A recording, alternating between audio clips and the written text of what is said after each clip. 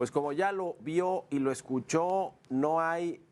por lo pronto intención de la oposición de entrarle a discutir a fondo las reformas que propuso el presidente López Obrador, todas estas iniciativas que pues muchas tienen que ver con los trabajadores, tienen que ver con asuntos de programas sociales que se prestan a temas electorales. La oposición no quiere seguirle el juego al presidente, a Morena, pero ni hace falta, porque Morena de cualquier manera va a llevar a sus legisladores, a las ciudades, estados, a los distritos electorales, a todos, pero sobre todo a los más importantes, o digamos a donde no prevén que arrasen o que se ganen fácilmente las elecciones del próximo año, del próximo junio más bien, de este 2024, del 2 de junio del 2024.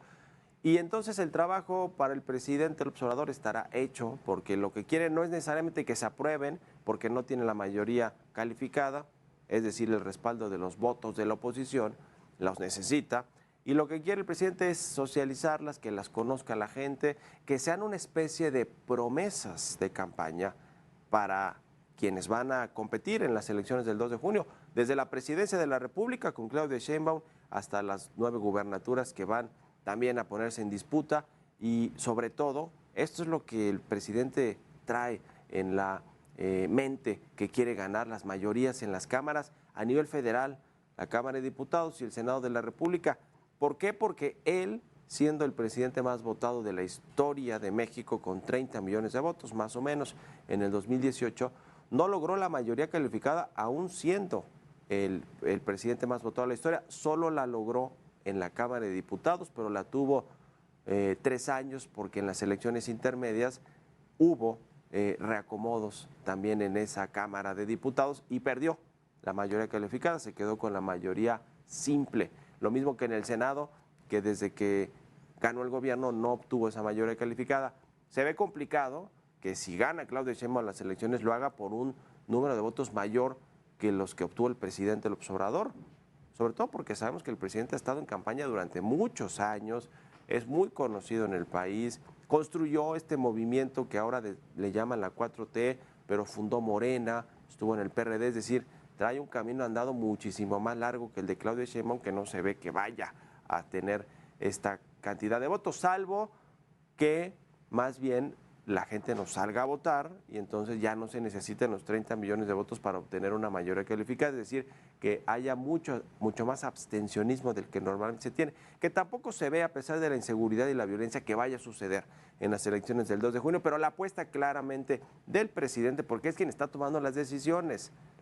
políticas y de campaña, y quien está operando realmente la campaña, no solo de Claudia Sheinbaum, de Morena, a nivel estatal, en los 9 estados, a nivel local, con los legisladores, en fin, en el país. Es el gran operador político electoral el presidente López Obrador, aunque lo disfrace de que va a presentar reformas, de que en su mañanera no va a meterse a temas particulares del proceso electoral, en fin, está jugando sus cartas, que mire, pues es el presidente muy vivo, está muy afinado siempre en todos esos asuntos de cómo hacer política electoral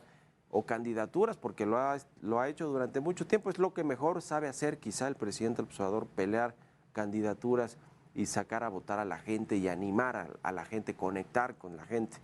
Entonces vamos a ver qué tanto les funciona a Morena esta campaña y qué tanto tiene la oposición capacidad de respuesta, porque no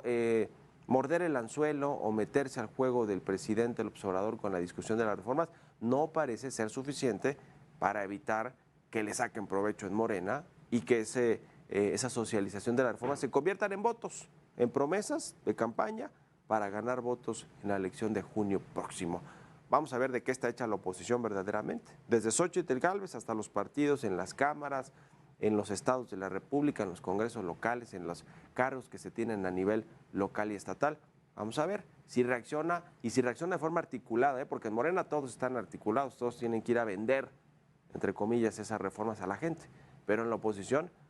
¿cómo van a responder? ¿Van a articularse? Ese es un asunto